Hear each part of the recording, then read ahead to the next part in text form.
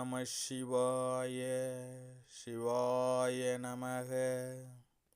Dev Tamil astro TV நேயர்களுக்கு என் பணிவான வணக்கங்கள். நாம் இன்றைய பதிவில் பார்க்கவிருப்பது, வீட்டில் பணம் சேர, கடன் பிரச்சனை தீர, சமையலறையில் இந்த இடத்துல சில்லறை காசில் வைத்தால் உங்களுக்கு அதிர்ஷ்டம்தான். செய்து பாருங்கள், கண்டிப்பாக உங்களுக்கு நல்ல பலன் தெரியும். நிறைய அன்பர்கள் நம்ம சேனலை பார்க்குறீங்க, ஆனால் சேனலை சப்ஸ்கிரைப் பண்ணாமல் பார்க்குறீங்க.